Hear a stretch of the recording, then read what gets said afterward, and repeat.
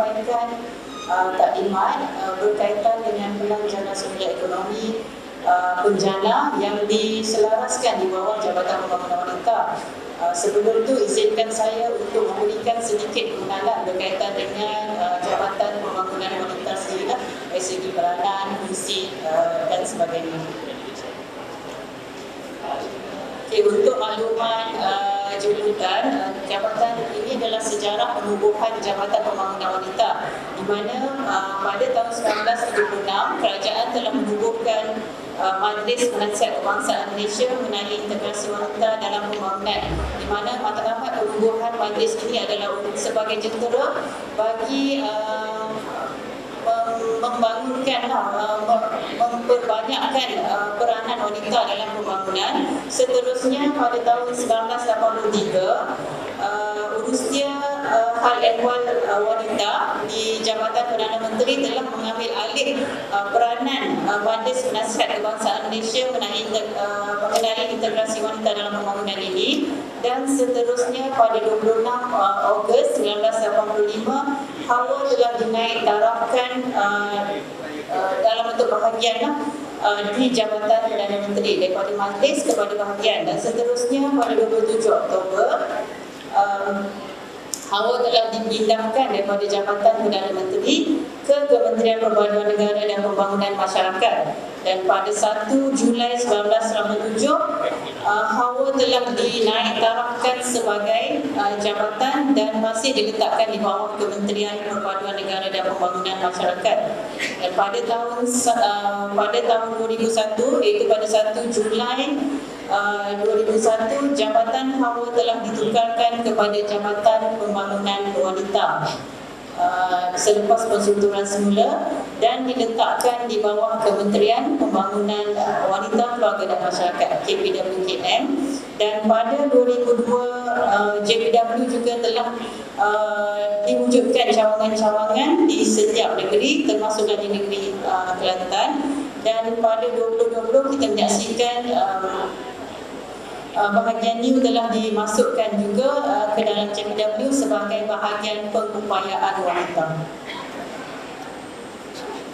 Okay, berikut adalah maklumat berkaitan dengan visi, misi dan juga objektif bagi JPW, di mana visi adalah untuk mencapai kesesamaan gender sebagai asas utama pembangunan masyarakat ke arah pembentukan sebuah negara maju, manakala misi adalah untuk meningkatkan penglibatan dan kapasiti wanita dalam pelbagai sektor di semua peringkat dan bagi menjadi penyumbang kepada ejen pembangunan negara. Okay, dari segi populasi wanita sendiri, wanita terdiri pada 48.74% daripada keseluruhan populasi di Malaysia, di mana seramai ataupun 85.30% adalah terdiri daripada golongan wanita yang berusia 18 tahun ke atas yang merupakan antara kumpulan sasar di Jabatan Pembangunan Wanita. Okay, selaras dengan visi misi kementerian sendiri, jadi Jabatan Pembangunan Wanita ini ditubuhkan sebagai ejen ataupun jentera pelaksana kepada program yang di mana kami menjalankan program-program pembangunan kapasiti kepada kumpulan sasar. Okay, siapakah kumpulan sasar bagi JPW? Kumpulan sasar kita adalah wanita dari berbagai golongan, iaitu B40, M40 dan T20. Seterusnya wanita muda, golongan sasar khas, contohnya seperti ibu tunggal, dan seterusnya pemimpin wanita. Ini adalah organisasi Jabatan Pembangunan Wanita yang diketuai oleh Ketua Pengarah Dr. Zurina Abdul Hamid, Timbalan Ketua Pengarah Dr. Faridah Awang, dan seterusnya ada 6 bahagian utama di JPW, iaitu bahagian pelaksanaan dasar wanita. Bahagian pelaksanaan dasar wanita ini adalah bahagian yang bertanggungjawab sebagai urus setiap induk untuk bantuan khas ibu tunggal. Kita juga ada bahagian pengupayaan wanita, bahagian pemantauan, penilaian dan pengurusan pengetahuan yang bertanggungjawab ke atas urusan bantuan khas perbendaharaan NGO. Seterusnya bahagian pembangunan psikologi, bahagian kolaborasi strategik dan juga bahagian khidmat pengurusan. Ini gambar-gambar ini dia pengarah-pengarah bahagian tersebut. Dan seterusnya ini adalah 12 cawangan JPW lah di peringkat negeri yang dikenali sebagai Pejabat Pembangunan Wanita Negeri Kelantan, di mana untuk wilayah tu kita bermula pada tahun ni kita dah gabungkan seorang pengarah mewakili wilayah Putrajaya, Labuan dan juga Kuala Lumpur. Okay, dan di Pejabat Pembangunan Wanita setiap negeri ini sebenarnya ada 7 sahaja pejawatan, termasuk saya lah, 2 orang pegawai, dan kita ada 5 anggota kumpulan pelaksana. Okay, seterusnya dari segi pengurusan dan operasi, Jabatan Pembangunan Wanita dari segi peruntukan ini menerima peruntukan sebanyak 26.9 juta, di mana 4.3 juta adalah untuk pelaksanaan program-program di peringkat ibu pejabat dan juga negeri. Dan inilah target tadi adalah sebanyak 13.4 juta wanita yang berusia 18 tahun dan ke atas. Dari segi pencapaian untuk tahun 2019, kita daripada pelaksanaan program-program di ibu pejabat dan negeri, kita telah berjaya memberikan manfaat kepada seramai 57,878 orang peserta yang mengikuti program pada 2019. Dan program-program yang kita laksanakan termasuklah seperti klinik distres, yang women bootcamp, literasi undang-undang, dan program PAPI dan sebagainya, di mana program-program ini kita laksanakan dengan kerjasama daripada agensi-agensi kerajaan yang lain, NGO, IPT dan sebagainya lah, dan juga termasuk pihak swasta. Ini sedikit berkaitan dengan program-program yang dilaksanakan di Jabatan Pembangunan Wanita. Kita ada satu program utama yang kita panggil sebagai program dan aktiviti cakna bangun ekonomi. Di negeri Kelantan ni kita ada 2 Dewan PAPI lah. Pertama di Pekalan Cepa dan yang kedua adalah di Tanah Merah. So Dewan PAPI ni berfungsi untuk pelaksanaan sebarang program dan aktiviti. Tujuan utama Dewan ataupun program aktiviti cakna bangun ekonomi ini diwujudkan adalah sebagai satu inisiatif JPW untuk memperkasakan golongan wanita, terutamanya dalam aspek kemahiran. Maksudnya kemahiran yang boleh menjana pendapatan diri. Maksudnya bila dia masuk dalam satu-satu kemahiran, contohnya jamitan, masakan, perantangan dan sebagainya, dia boleh jana pendapatan untuk diri dia sendiri ataupun untuk membantu keluarga lah. Selain daripada itu, selain daripada program kemahiran, kita juga dedamkan program-program membentuk pendidikan lah. Maksudnya kita nak supaya kaum wanita ni dia jelek tentang hak-hak dia, dari segi literasi undang-undangnya.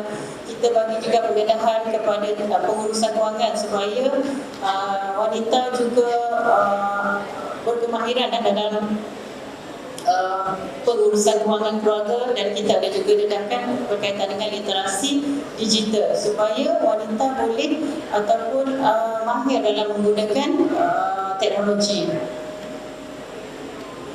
Okay, ini antara fokus-fokus ataupun program yang dilaksanakan di bawah PAPI lah, untuk penjanaan pendapatan diri. Seterusnya program psikososial yang saya terangkan tadi lah, seperti literasi undang-undang. Kita juga ada program wanita anti jenayah, kita dedahkan kepada kesedaran kepada wanita tentang gangguan seksual dan sebagainya. Seterusnya kita ada juga program berbentuk pemerkasaan. Pemerkasaan ni maksudnya kita nak menggilak potensi wanita, terutamanya wanita-wanita muda lah, dari segi kemahiran komunikasi dia dan literasi yang seperti yang saya juga dedahkan tadi lah. Okay, ini adalah program khusus untuk wanita muda, iaitu Young Women Bootcamp. Young Women Bootcamp ni telah dilaksanakan di setiap negeri dah, dan untuk Kelantan kita dah laksanakan selepas PKP baru ni lah, melibatkan seramai 50 orang peserta daripada IPT. Okay. Itu adalah sebuah sedikit berkaitan dengan Jabatan Pembangunan Wanita, dan ofis kita atau pejabat kita adalah di Kuala Lumpur.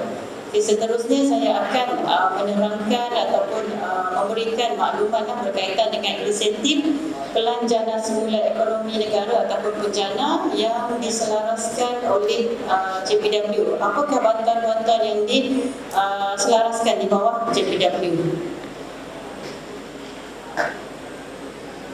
Okay, sebagaimana yang para jemputan maklum, PENJANA telah diumumkan oleh YAP Perdana Menteri kita pada 5 Jun 2020 dengan tema bersama menjana ekonomi, dan daripada 40 inisiatif yang telah diberikan oleh kerajaan, JPW bertanggungjawab untuk mengurus 2 daripada inisiatif tersebutlah. Okay, berikut adalah inisiatif di bawah JPW. Pertama adalah bantuan khas ibu tunggal dan kedua adalah bantuan khas perbendaharaan kepada NGO. Bantuan khas ibu tunggal ni kita panggil BKIT. BKIT ni peruntukan adalah sebanyak 45 juta dengan kita sasarkan kepada ataupun untuk memberikan manfaat kepada 150 orang ibu tunggal yang berkelayakan. Jadi saya akan maksudnya pembentangan saya ni, taklimat saya ni lebih kepada apakah BKIT, siapa yang layak untuk mohon BKIT, dokumen yang diperlukan dan macam mana nak semak sama ada kita permohonan itu berjaya atau tidak. Itulah skop penerangan saya selepas ni. Okey, bantuan khas ibu tunggal. Apakah yang dimaksudkan dengan bantuan khas ibu tunggal yang telah diumumkan di bawah PENJANA?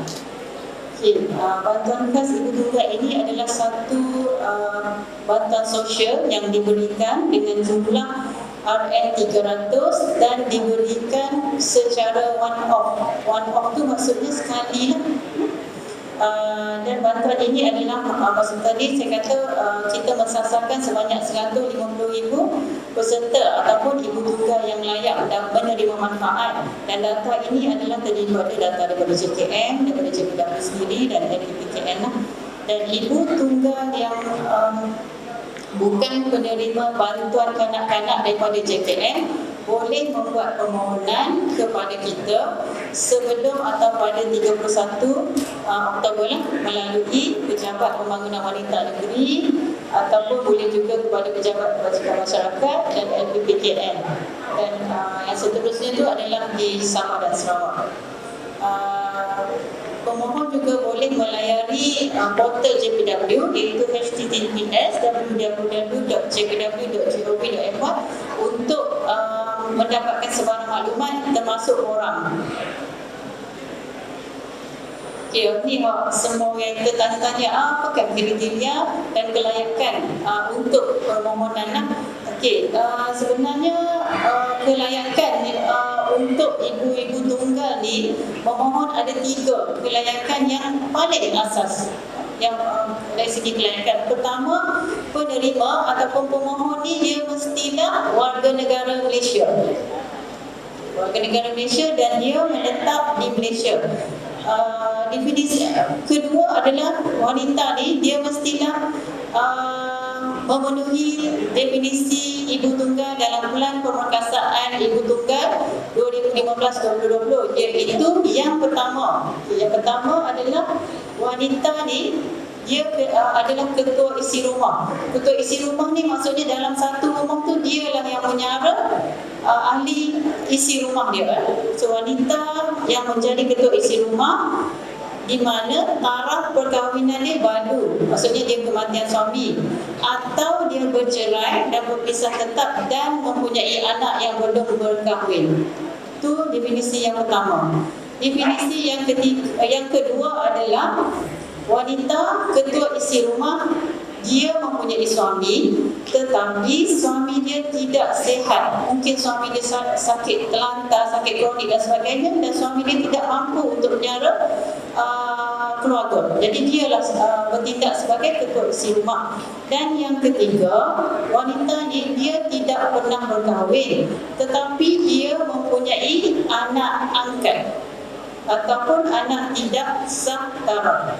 Itu adalah kategori ataupun definisi untuk memohon bikir. Dan yang ketiga, kita akan tengok juga pendapatan dia. Pendapatan isi rumah dia mestilah berada di bawah PGK, pendapatan garis kemiskinan sebanyak 960 ataupun per kapita 244. Okay, per kapita ni gini, maksudnya bila ibu tunggal tu dia hantar borang ke kita tengok pendapatan dia. Contoh, pendapatan dia 1,200. Okay, secara mata kasar kita akan tolak dah tak, sebab PGK kita adalah 950, tapi tidak. Tuan-tuan dan puan, kita akan tengok tanggungan dia. Katalah dengan 1,200 tu tanggungan dia adalah 10 orang, termasuk diri dia sendiri. So 1,200 bahagi dengan 10, 120. So 120 tu adalah per kapita dia. Jadi dia masih layak untuk menerima peruntukan itulah, sebab di bawah 244. Itulah maksud dia.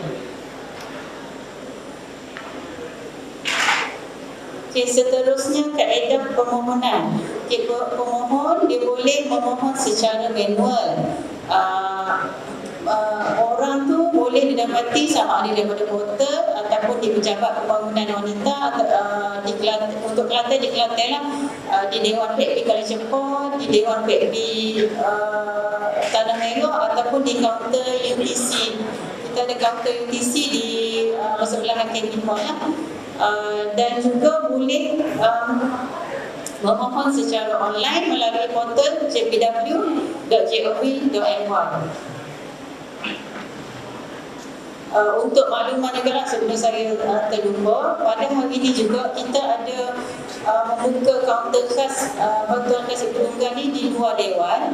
Jadi kalau ada daripada maklumat yang saya bentangkan ni, daripada taklimat ni, ada di antara saudara mara, kawan-kawan, tuan-tuan dan puan sebagainya yang maksudnya kita rasa dia layak, kita persilakan untuk ambil orang lah. Kita ada juga orang, dan pada hari ini juga kita ada buat semakan terhadap permohonan-permohonan daripada kolateral yang tak lengkap, kita call dan dia akan datang untuk sertakan lah. Okay, seterusnya dari segi dokumen, apakah dokumen yang perlu dikemukakan semasa memohon peruntukan ataupun bantuan khas ibu tunggal ni? Okay, dokumen yang wajib adalah ada 5 lah, dan bergantung pada kategori ataupun definisi ibu tunggal tadi. Contoh,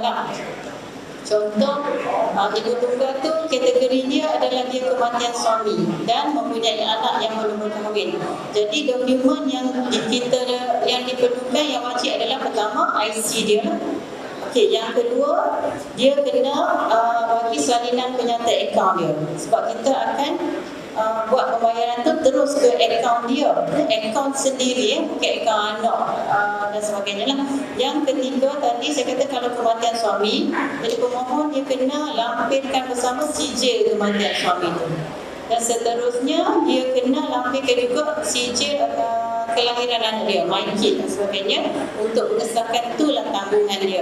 Dan yang kelima adalah kalau dia bekerja dan ada slip gaji, dia lampirkan slip gaji. Kalau tak ada, dia akan perlu mengisi satu borang pengesahan pendapatan dia dan perlu disahkan oleh penghulu. Okey, yang ni yang seterusnya dokumen sokongan. Surat akun doktor dan surat akun sumpah. Okay, surat akun doktor ni maksudnya bila contohlah dia adalah ibu tunggal, masuk pada definisi ataupun kategori kedua, iaitu mempunyai suami tetapi suami dia tidak sihat. Jadi kita nak supporting document tu surat akun doktor mengatakan suami dia tak sihat.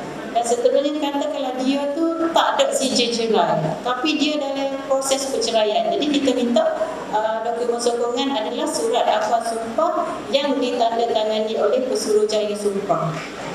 Mudah ke? Seterusnya sekiranya pemohon telah memohon dan ingin membuat semakan terhadap status permohonan. Ini kita dah ada, dah boleh semak lah melalui portal JPW. Tuan-tuan puan-puan boleh masukkan nombor IC saja. Dan selain daripada itu, status kelulusan juga akan dimaklumkan melalui SMS.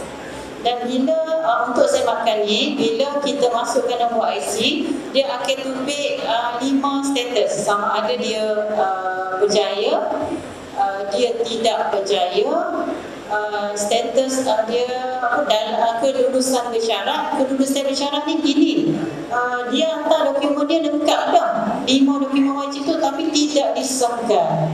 Dia prosedur kita, dia kena ngesam juga. Hak akhir ngesam tu adalah semua pegawai kerajaan kumpulan A, grade 1 ke atas. Tok Nuru boleh ngesam, penggawa boleh ngesam, guru besar, pengetua, semualah.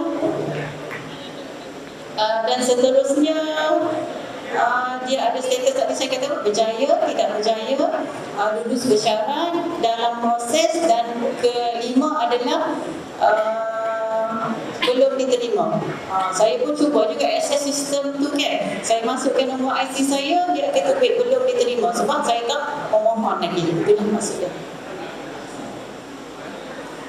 Ini adalah contoh untuk permohonan bantuan khas ibu tunggal. Moral ini simple, ada 3 muka surat. Dalam tu pemohon kena masukkan maklumat pemohon sendiri, masukkan maklumat waris, masukkan maklumat tanggungan anak-anak yang ditanggung, dan seterusnya maklumat bantuan yang diterima. Katalah diterima bantuan JKN, dia tiklah. Kalau dia terima bantuan zakat dan sebagainya, tik. Walau bagaimanapun jangan rusing lah. Kadang-kadang tu ada orang takut nak tik sebab dia kata takut bila kita tik. Bila dia kata saya tik, saya takut. Kata ni dapat bantuan, tak dapat. Tak. Kita hanya nak tahu je, nak dapatkan maklumat bantuan saja, tapi itu tidak akan memberi kesan pada permohonan. Seterusnya, bagi yang tak ada suku gaji, kena isi surat akuan pengesahan pendapatan. Kita lampirkan juga bersama-sama dengan orang. Saya kata tadi lah, maksudnya pemohon isilah nama, IC dia, kerja gapo, kerja gapo, katalah bekerja sendiri, berapa pendapatan dia, dan Tok Guru akan ngesam. Untuk kaunter serahan, ambil borang dan sebarang pertanyaan, pemohon boleh dapatkan di ketiga-tiga tempat ni lah, di premis-premis kita, ataupun boleh call dan layari Facebook kita untuk dapatkan maklumat dari masa ke semasa. Seterusnya, ini adalah inisiatif bencana di bawah JPW yang kedua, iaitu peruntukan bantuan khas perbendaharaan. Bantuan khas perbendaharaan ini kumpulan diberikan kepada NGO yang berdaftar dengan pertubuhan berdaftar dengan pendaftar pertubuhan. Dan untuk JPW, kita kumpulan sasar bagi NGO yang boleh memohon. Maksudnya gini, PKP ni bila NGO yang berkelayakan, dia nak buat program dan dia memerlukan dana daripada kerajaan, dia boleh memohon contoh kepada JPW sekiranya program yang dia nak buat tu adalah berkaitan dengan kumpulan sasar di bawah JPW. Kalau sekiranya kumpulan sasar dia NGO nak buat program di bawah LPPKN, jadi dia kena mohon bantuan ni kepada LPPKN lah. Dan seterusnya, kalau kumpulan sasar dia di bawah JKN, contohnya untuk program untuk kanak-kanak, organ emas, OKU dan sebagainya, dia akan mohon kepada JKN. Objektif peruntukan bantuan khas perbendaharaan ini adalah untuk memperkasa komuniti melalui pemberian peruntukan kepada NGO untuk melaksanakan program. Kedua, untuk memastikan kumpulan sasar dalam komuniti itu mendapat manfaat daripada perkhidmatan yang disediakan oleh NGO. Seterusnya, siapa kat NGO apa? NGO mana hak layak untuk mohon BKP? Semua NGO yang mendaftar dengan Akta Pertubuhan 1966 dan agensi mana yang terlibat adalah macam saya ayat tadi lah. Dan seterusnya, sikitlah sebab masa dah nak habis. Ini adalah bidang-bidang hak NGO boleh buat yang berkaitan dengan JPW, iaitu latihan dan peningkatan kemahiran, peningkatan kapasiti wanita, literasi undang-undang, pengurusan emosi, menangani keganasan terhadap wanita dan kepekaan gender. Sekiranya ada wakil-wakil NGO yang ingin mendapatkan maklumat lanjut mengenai format kertas cadangan, garis panduan permohonan dan sebagainya, boleh dapatkan di buku pameran JPW. Saya rasa itu sahaja daripada saya. Sekiranya tuan-tuan dan puan ada sebarang pertanyaan, kemusykilan dan sebagainya, boleh ke buku pameran kita, dan kalau ada berkaitan dengan bikin, boleh ke kaunter kita di luar Dewan. Saya rasa itu sahaja daripada saya. Saya sudah dengan wabillahi taufiq wal hidayah. Wassalamualaikum warahmatullahi wabarakatuh. Terima kasih.